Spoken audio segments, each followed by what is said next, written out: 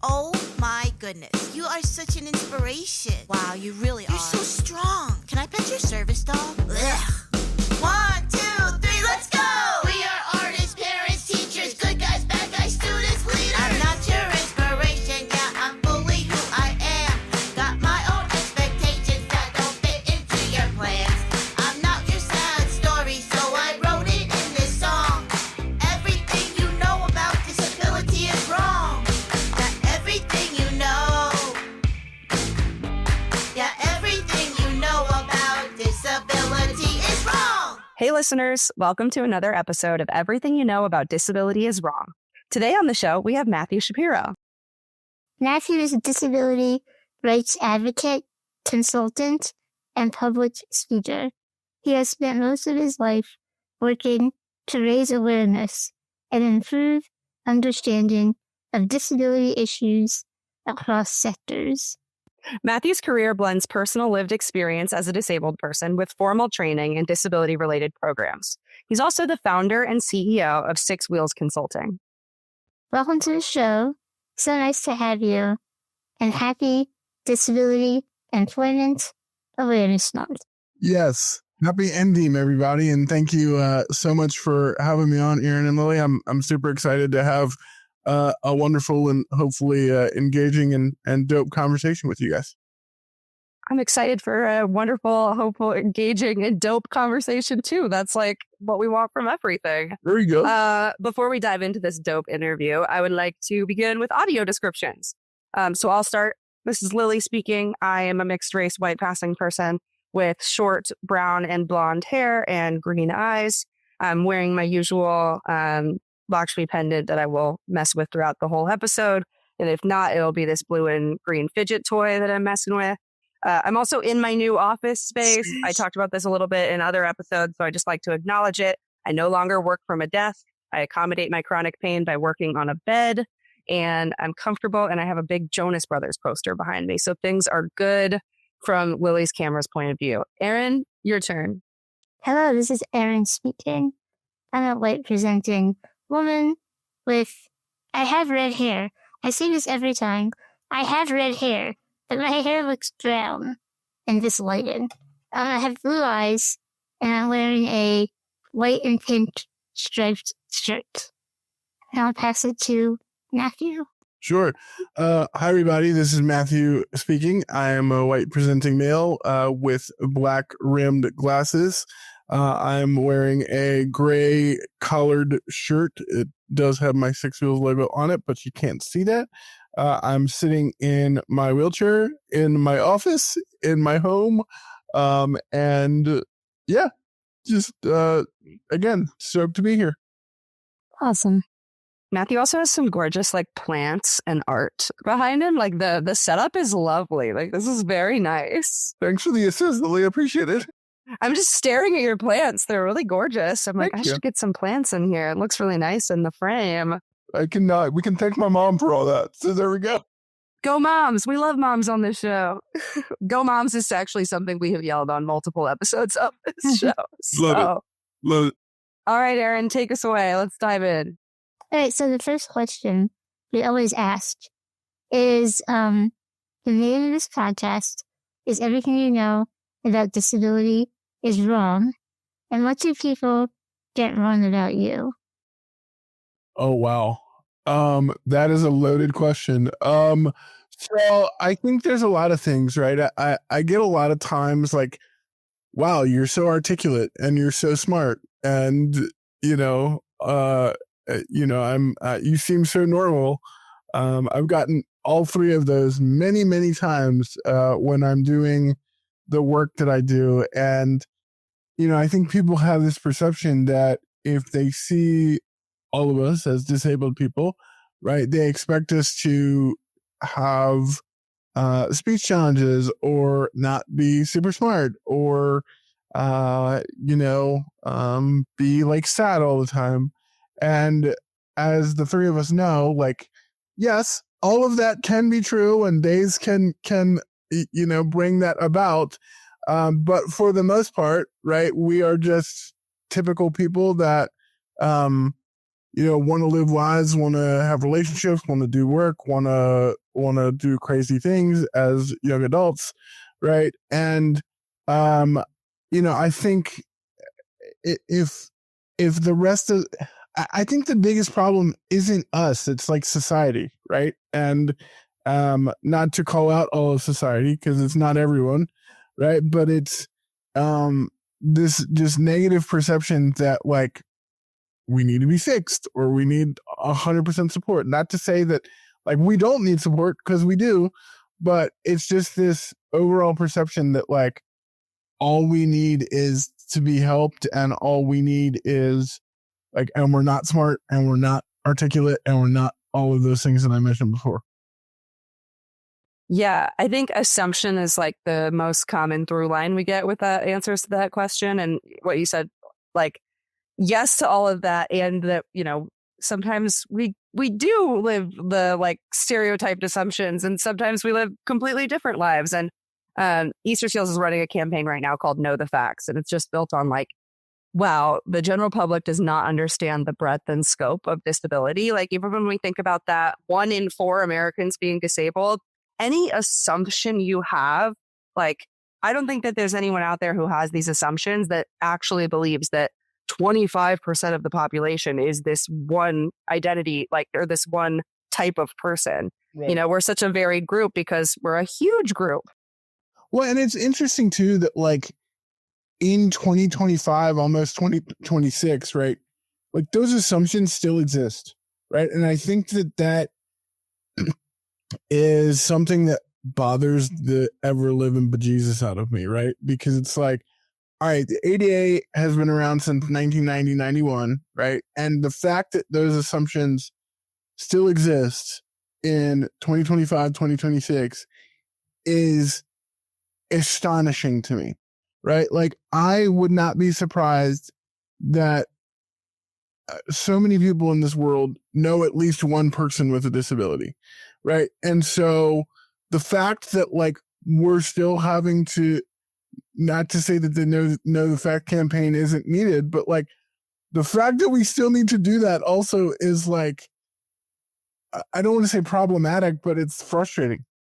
Yeah, it's certainly telling of a problematic, like, societal view. Yeah. And like, it's, when you work in the world of disability, it can feel like, oh, we've made such far strides. And every once in a while I'll be in a like setting where it just kind of like knocks the breath out of me, where I'm like, oh, wow, like these people have really outdated views of disability still.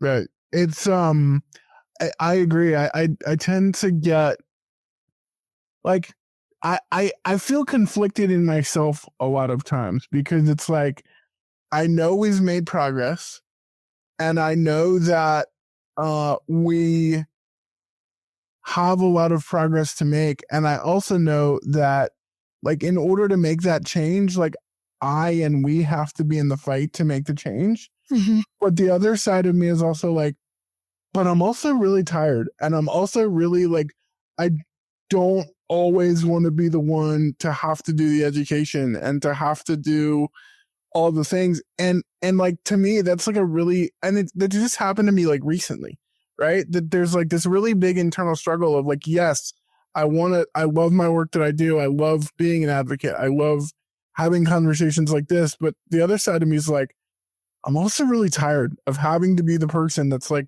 no, this isn't accessible, or no, I'm not, I am articulate, and you shouldn't be surprised that like I can speak, clearly and like have opinions on things. And so it's like this internal wrestling match that I have. And it's, a lot of times I end up, you're still going to do the advocacy, but there's still that side of like, man, I am tired, and I just wish society would catch up at some point, if that makes sense. No, it totally makes sense. And I completely understand being tired all the time, because like being an advocate takes work beyond just living as a disabled person. And actually living as a disabled person takes up a lot of energy in itself and existing in the world. So to think, you are doing enough, I should say, simply by existing and living, but like the energy to be an advocate is extra work. And not everyone can do it all the time, and that's totally fine. And it's important to have, a community that is working together. So when you're not doing good one day, somebody else can pick up the slack. Sure. And I agree with that completely. But I would also, I guess I'm coming into this podcast with guns ablazing right away, but I also I also would challenge our community to like be more of a cohesive unit, right? Even still, right? I've been doing a lot of this advocacy work since I was probably 17, right? I'll be 35 in January. So like pretty much more than half my life I've been doing, advocacy work of some kind. And the challenge that you still run into is silos and segmentation of our community. And I think sort of Erin, I think you're entirely right? That there are people that can sort of lift up the slack, right? But imagine if we were all rowing in the same direction, right? And we were all saying like the fact that like cutting Medicaid and Medicare is like on the table for, is a conversation that is being had. Imagine if the whole community was like, nah, bro, like we're going to, if like, that's like the third rail that you don't touch, but because in a lot of spaces, we're not a cohesive unit and there is splintering, that message doesn't, and that unity doesn't connect. Does that make sense? Totally. And I think it goes into, the idea of that disability is such a big and vast community. And there are still also a lot of people who are disabled themselves and don't realize it or don't use that terminology. And like, for me, like before I found out I was autistic, I was in the world of mental health. And like, it was like, there was something mentally wrong from a very young age for me. I was I had the life experience of a disabled child. Like I'm constantly in medical places, all these things, but I didn't have that language. And then for me, like finding the language of disability has been so freeing, but I still sometimes will find people in the mental health world who I used to know that like would not classify their depression as a disability, would not. And it's like, I get that this word can feel scary to use, but like we need Uncle Joe who's complaining about his back and knee pain to understand that that's disability and that he should care about disability in general. Because that 1 in 4 number, I would guess it's even bigger than that, actually, when we think about all disability. Like, if you're wearing glasses, that's a disability accommodation. Right. And when you throw like long haul COVID into that, right? Yeah. Which is something that like we didn't have to deal with until 5-6 years ago. And to your point, Lily, like I would also argue that like people that think the word disability is a bad word, right? Like that plays into some of that too. Like, people, I hate when people use language of like, I'm differently abled or I'm handicapable or, it's like, own the word, right? Like we are disabled people. Like it is okay for me to sit here and say, I am a disabled person. It is not a word, like it is a huge part of my identity as a person. And so for the people that, to your point, like don't want to acknowledge that they have a disability or don't know that they have a disability and therefore don't use the word disability, I think that like we need to be trying to reach those people differently, right? And each person can have their own experience. I am certainly not trying to say like you have to believe what Lily, Erin, or Matthew believe, right? But like to not even own, like, and to not even be comfortable to say that you are a disabled person, like that sets us back, I feel like, right? And there is nothing wrong for the three of us to sit here and say we are disabled adults, right? And that doesn't make us any less, that doesn't make us any better, right? It is just, it's the same thing as to say I'm a person of color, right? Or I am, and so I don't know why there is hesitation to use that identifier. Yeah, and the same. It's interesting because there's like both sides of ableism that go into why people won't use that word. Because there's either the like, oh, I'm not disabled, I don't identify with that, or there's the like, well, I don't want to take up space. Disabled people really have it. Like, I don't want to do this. And I always say, like, it's not a pie. We're not going to run out of the disabled identity. Like, right. It actually is empowering for the community the more people that use it. There's no, I truly don't find in my work, which is, I'm constantly talking to new disabled people, having these conversations. We never run into a like, I wish that person wouldn't use disabled because they're not really disabled. Like, that's not a common viewpoint in our community, but I feel like it's a common viewpoint in the non-disabled community of like, oh, they don't want us to use that word. Like, no one's, to your point, like, no one's commandeering the word disabled, right? To just use it and say, like, I'm disabled. Like there's usually something behind that allows them to use that identifier. Right. And this, the like whole faking it narrative is just so insidious and like, it's just delusional. Like, it's just not based in reality. And so whenever people say things to me like that, I'm like, you're just not based in reality right now. Like, that is not the case. There are not these amazing disability benefits that we get that like would make people want to commandeer the phrase. I wish it was that. I wish it was that case, but that's not the case. Well, and if it were easier for us to get, the benefits that we do have allowed to us, but in many cases, it's a pain in the ass. Yeah, and there's also like this belief that you have to be suffering to have a disability. Right. And if you're not suffering and you're not disabled, which is just really ableist. Yeah. And I'm not going to lie, too. I struggle with ableism because I understand the notion of ableism, but I also feel like people throw ableism back in your, like, even in the disability community, people throw ableism back in your face. Oh, that's ableist, or oh, and like they could make an argument that like literally everything is ableist, right? And like, so I've very much, ever since I learned about the whole idea of ableism, I've very much struggled with like, yes, there's parts of it that I can like get behind, but then like when all we see on social media is like da-da-da, it's ableism, da-da-da, like it's like, okay, like, yes, but like, can we also agree that, I don't know, I've always struggled with ableism too, because like I understand it, but I also feel like we get very like defensive with ableism, right? And it's like, oh my gosh, you're being ableist, like you're a terrible person. Like, yes and no. Does that make sense?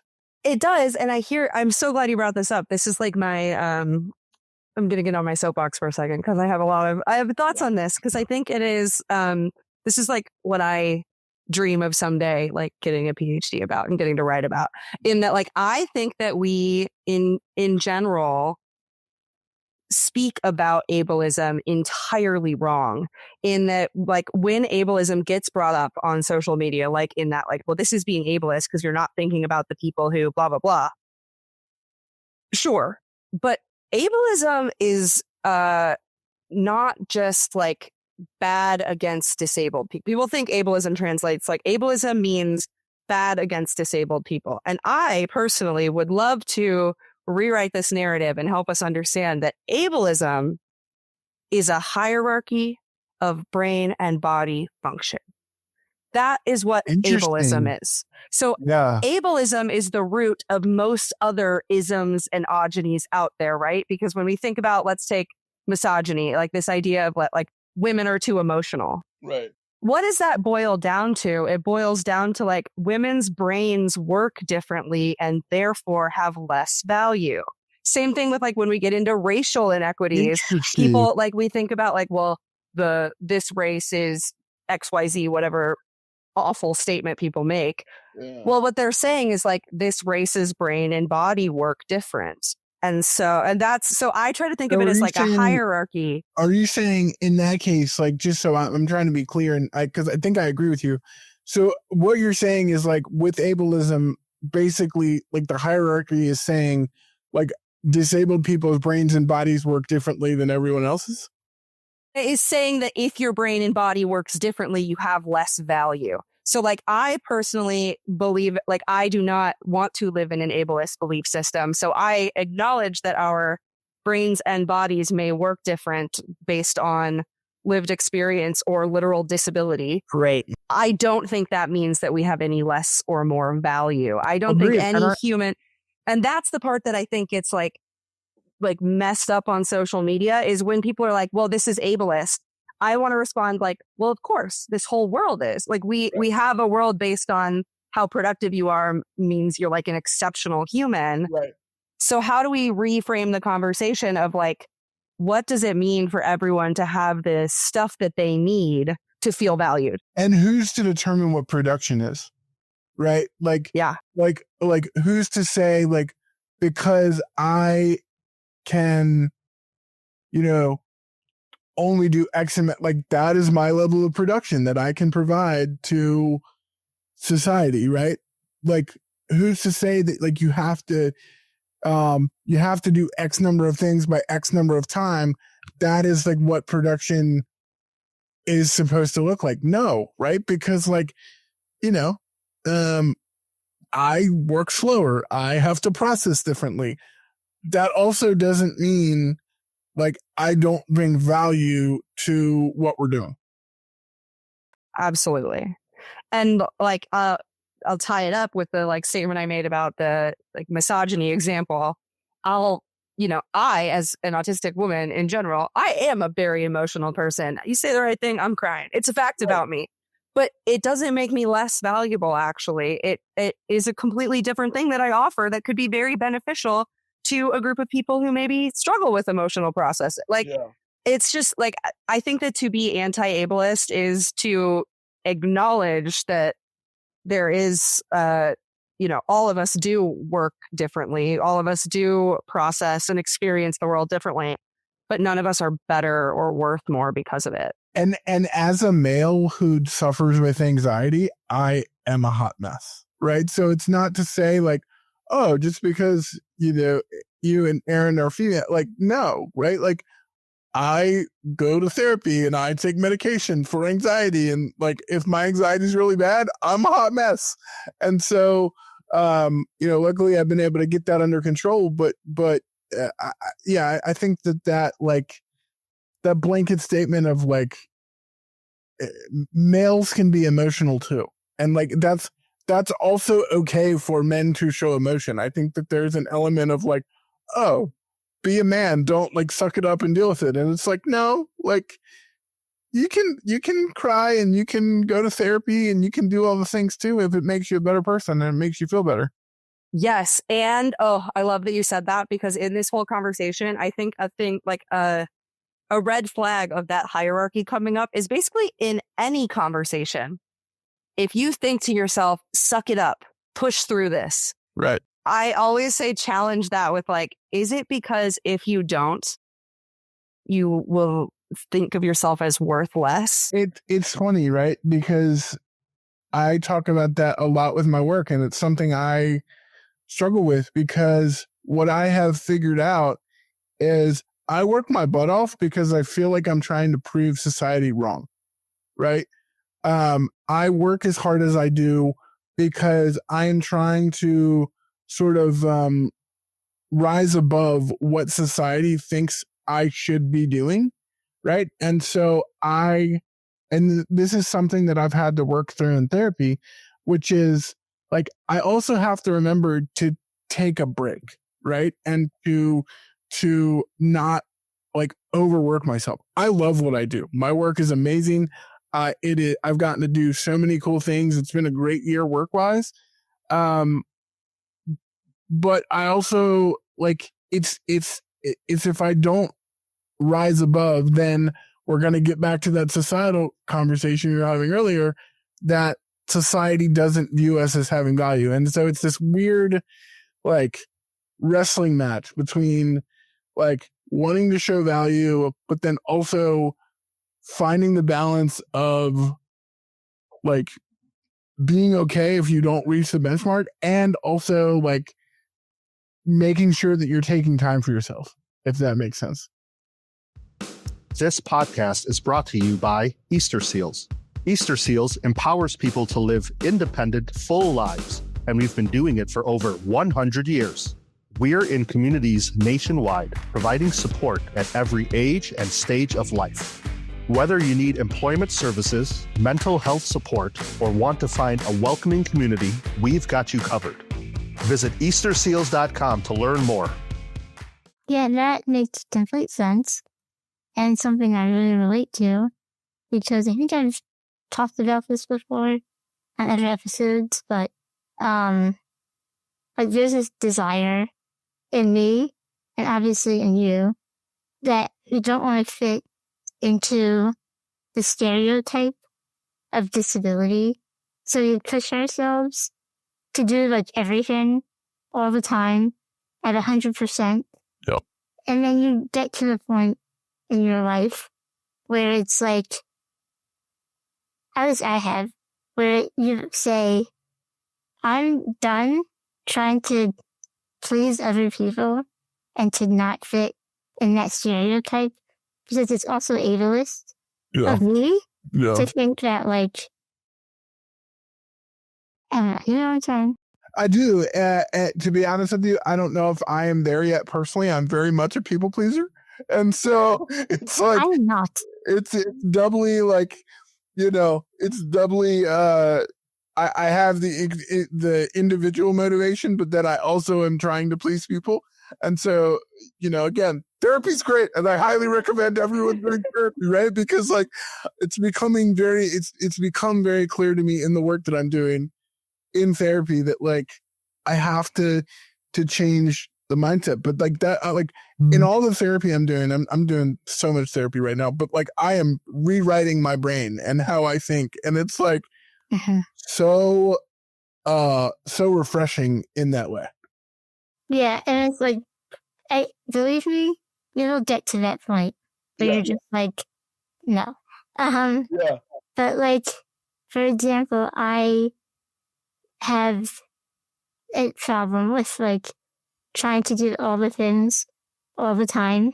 Mm-hmm. And I maybe 2 years ago, I was just I'm gonna get myself off of social media, delete my accounts, and that has made all the difference, because you're not comparing yourself to other people as often. Sure. And it just puts me in a better headspace, and it protects my ability to just chill. Sure. No, and kudos to you for recognizing that. That's a huge growth point. I am still on Instagram. I can't let go of that one. Sure. But yeah. We got to get all the great selfies, right? Yeah, totally. Yeah, Erin, you're not a people pleaser. It's the greatest gift in my life to have you as an older woman I look to, and I'm okay, cool, I can get there. I don't have to live my life for the sake of proving other people wrong. I think for most of my life, my biggest fuel has been spite. And if I get told, I love being underestimated, because I'm oh, you think, watch me. It's my favorite thing. And now I'm kind of getting to a point where it's well, maybe I don't have to love that. Maybe I can just be actually, I don't want to be underestimated, but it's not my job to prove to you. You underestimating me doesn't actually mean I have to do anything. Yeah, I struggle with that, right? Because my mindset is and again, maybe this is my fatal flaw, but my mindset is if I don't do it, who's going to? Right? Yeah. And so And I know that there are a ton of amazing advocates and a ton of amazing people in our community that can indeed pick up the slack for me and for us, right? But like, I'm also a very self-motivated person. Like that's just how I'm wired.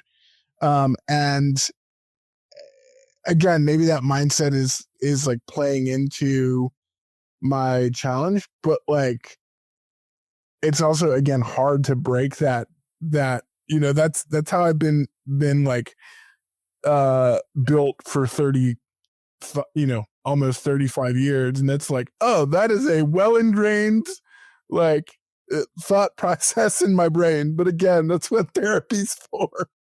Yeah, I mean, yeah, you seem like a very driven person, which is fine, which is great. But yeah, I totally get that. Yeah. Well, this is like a little bit of a shifting gears to a different topic, but I think it actually does align well, because hopefully it can get some more people to understand like why we need more people to be doing this advocacy work. So Matthew doesn't feel like the world is on just his shoulders, which like I mentioned that Easter Seals is running a Know the Facts campaign right now, and it's built on these truths. And one of the truths is that disability does not divide us. It actually connects us. And one of the messaging around that topic is all about how when you improve accessibility, it's National Disability Employment Awareness Month. So let's say in the workplace, but really in any aspect of life, when you improve accessibility, it actually benefits every single person, not just the disabled person that this access point was adjusted for. Sure. So I was wondering if there was a moment from your own work where you have seen that way that improving accessibility helps everyone. I mean, every day, right? Like, I talk a lot about disability in the workplace, right? And so thinking about how do we develop a workplace that works for everyone, right? That you have standing desks everywhere so that like, and I tell people in my home office, I have a standing desk, and they were like, well, Matthew, why do you have a standing desk? You don't stand. And it's like, yes, but it automatically allows for that desk to become accessible no matter what, because like right now I have my desk raised up a little bit so you guys aren't staring up my nose. But like it is, if we had standing desks for every piece of equipment in an office space, I could use every one of those desks without having to say, hey, can you put something under the legs to make it taller so that I can get my wheelchair under? And it's thinking about people who are not disabled love curb cuts, right? We talk about that all the time, that like a curb cut can be used for somebody who has luggage, for somebody who has a child, for other things. And there's this notion that like curb cuts are solely for disabled folks. And no, that's not the case. And there's one example that I always love to bring up, and I don't know if you all are familiar with this, but Da Vinci, back in his day, you can look this up, and I highly recommend that you look this up.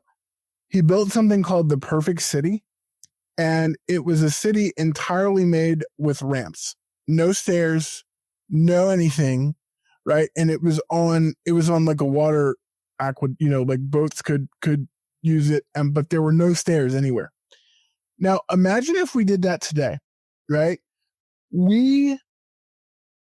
Disabled people can't use stairs, but everyone can use a ramp. And so why do we continue to build things with stairs, right? It is astonishing to me that we haven't been able to rethink, redefine, for example, how we build things. Right? If we built without stairs and built everything with ramps, everyone could access it without question. But there is this norm that says we have to build with stairs. Who made the rule that said we had to build with stairs? Like who is the all-knowing person that says, oops, that building's not built with stairs, that's a bad building, right? No, right? Like, and who's to say, we have this, and I've heard about this, and this isn't always true, but like there's the whole like grandfathered in rule here in the United States. That's not really a rule, by the way. That's really kind of like a thing that's been shared. And I bring this example up too all the time. I was in Amsterdam with my family. I've been to 13 countries, and we were in Amsterdam for one of them. And we were out and about, and I had to use the bathroom.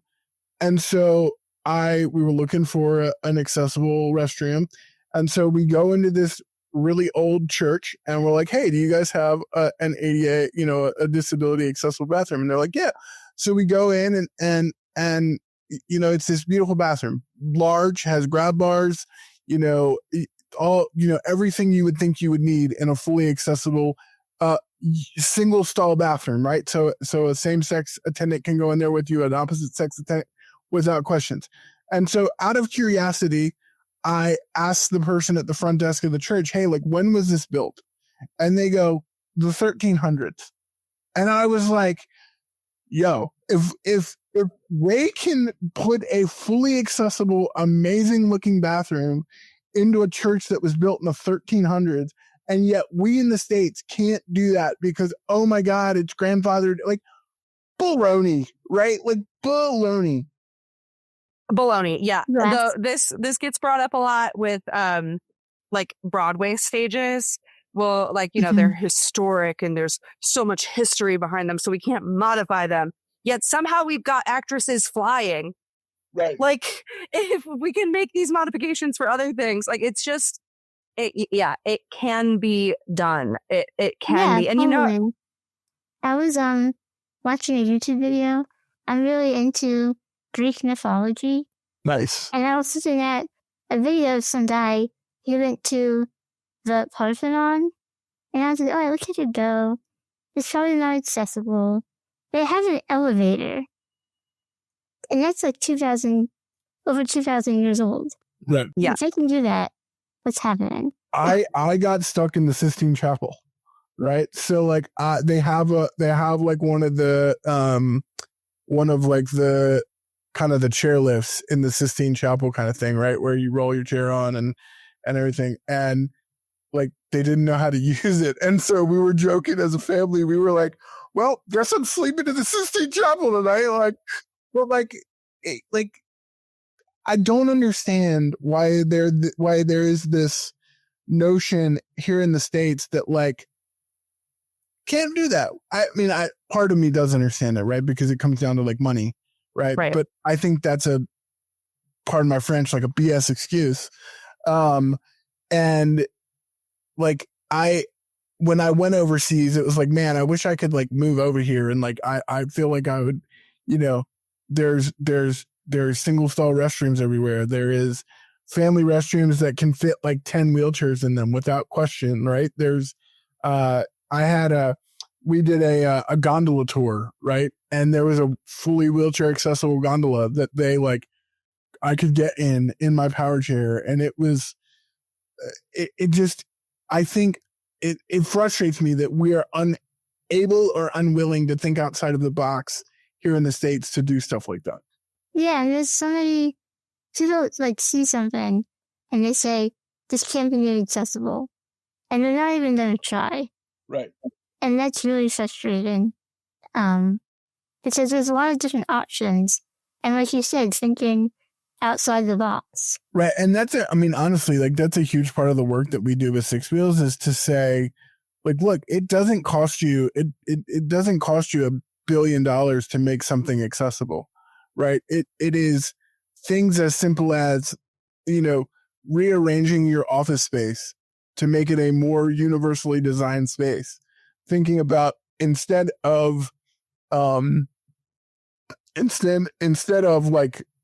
immobile desks, get standing desks. Like, granted, I know that the cost on the front end is higher, but like the investment will pay for itself over time when more people can access, the things that they need. If you have a long conference table, Erin, I don't know how you feel about this, but I know like a lot of times when I have to sit at a long conference table. Obviously, I'm all the way at the end, right? And everyone else is typically in the middle of the table. And there's like a psychological disadvantage where you feel disconnected from everyone. Well, like one solution would be, okay, put the conference table at an angle, right? So that wheelchair users can access the side of the table. They can feel included with everyone else, and you just go about your business. That doesn't cost you any money. That only costs you effort to like think that way, right? And to then rearrange your space in that way. That costs you time and like manpower to do that, right? But I guarantee you, if you did that, you're making your spaces more accessible. That literally costs you no money to do. Now, if you have resources, monetary resources, and can put the investment in to do those things, certainly want you to do that. But if you don't, there are other things you can do. You can buy $100 portable ramp to allow someone to get into your store, right? It's not this process that, like, again, you have to spend a gazillion dollars to make it work. Yeah, and I think that's such an important conversation to be having during National Disability Employment Awareness Month, because that is like the end all answer, right? As people will be like, well, that costs money, so we're not going to do that. But what you're describing is more of a culture change than actually like physical costs that you're going to have. It's really a culture change of letting go of this, well, this is the way we've done things, right, and looking to your team and asking, what do you need to be successful? And that's for disabled and non-disabled people. When we start to acknowledge, like, I work best in this environment, and actually having those conversations, that's where we get like incredible innovations. Right. And it really is a culture shift to having these conversations. And I acknowledge that in the United States, it's not our national culture to like openly talk about your needs. Needs are kind of seen as like something you should be quiet about, right, but it's actually very important. And so I wonder, for you as someone who has been in this advocacy space for so long, do you have advice for people who are in organizations and want to start changing the culture and have these conversations? Yeah. So first, start. Right. And I know it's as simple, like that seems really simple, but I think that there is like this like fear of, oh my God, it's so much that we have to do. And so that you end up not doing anything by paralysis, because you're like, oh my gosh, how do we do XYZ? You start, right? You take time as an organization to rearrange your office to the most like inclusive way that you can. You take time to evaluate, like, okay, can we invest in different types of furniture? Can we go to our disability ERG, employment resource group in our organization, and say, okay, guys, like, how can you support us? Like, what can we do to support you to make your experience working here better?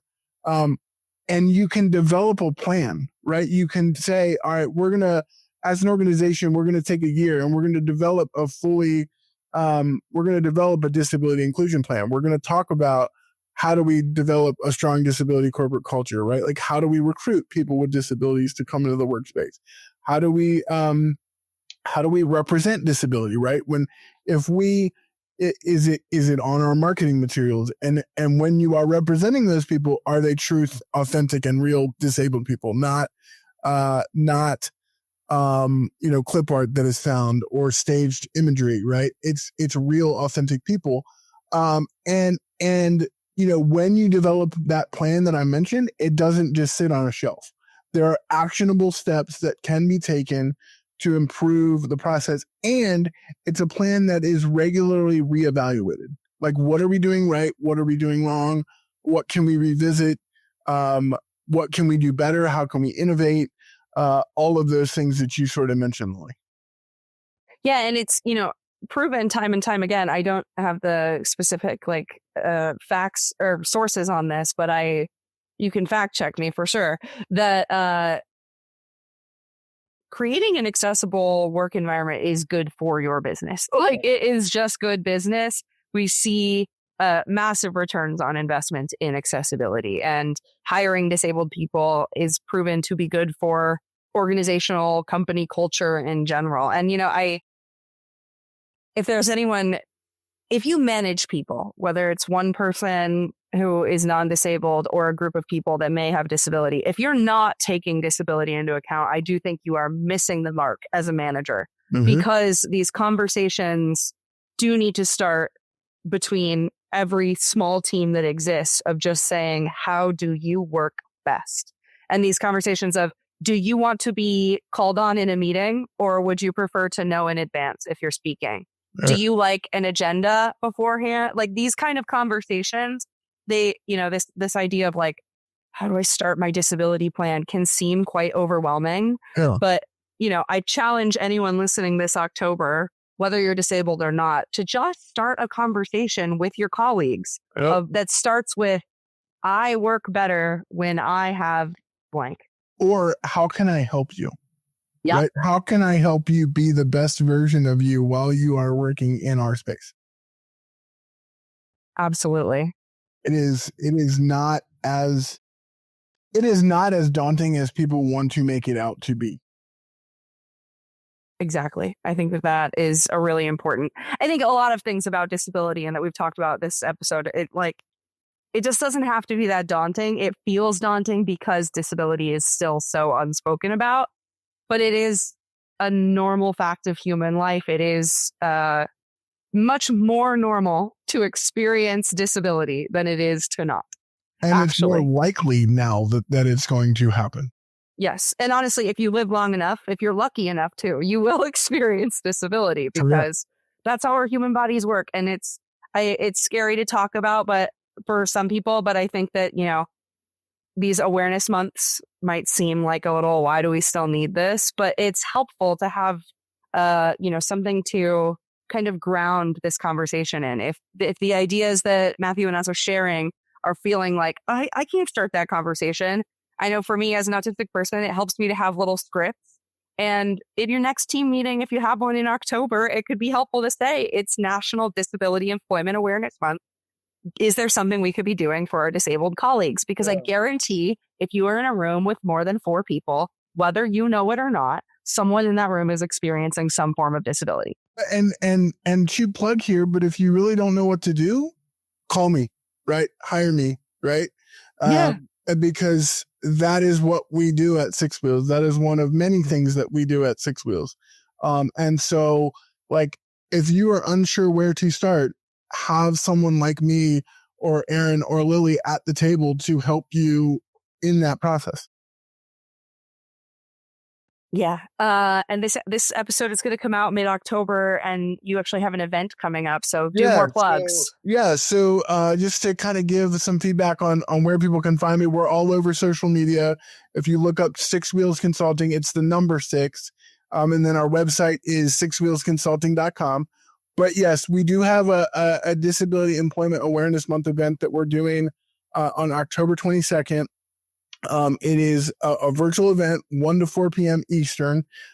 We are selling tickets. We're trying to make a little bit of money for Six Wheels, so tickets are $20. Very, very affordable. We have a lot of people based in Virginia, because that's where I'm based.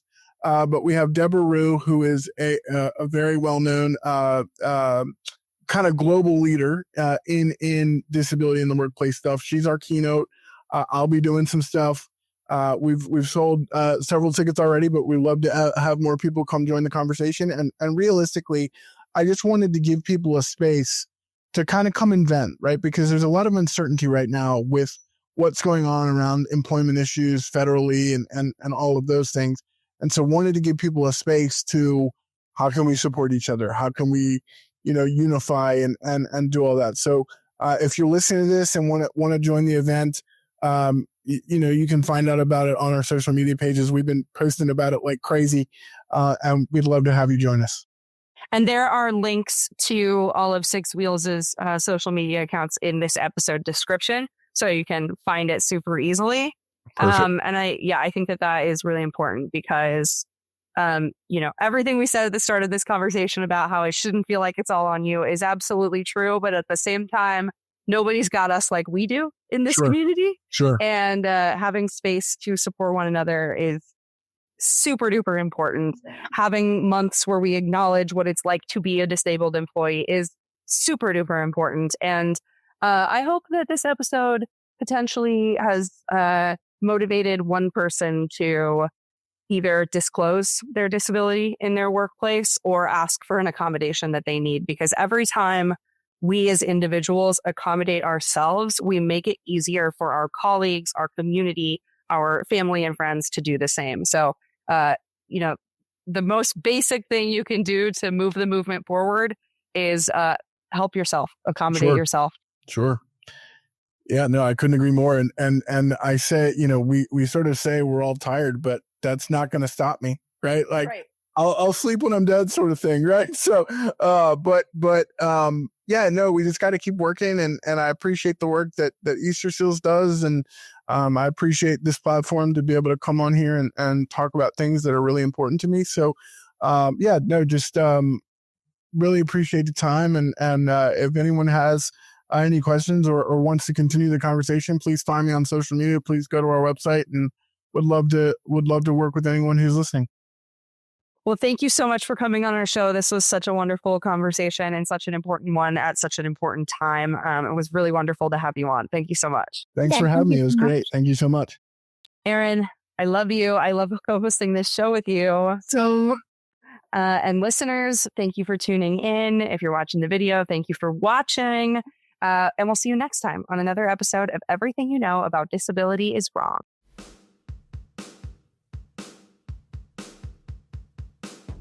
If you liked what you heard, go ahead and subscribe and leave us a review wherever you get your podcasts. Thank you to our listeners, and as always, thank you to Easter Seals for giving us the space and resources to share such authentic conversations from within the disability community to our listeners. And we'll see you next time for another episode of Everything You Know About Disability is Wrong.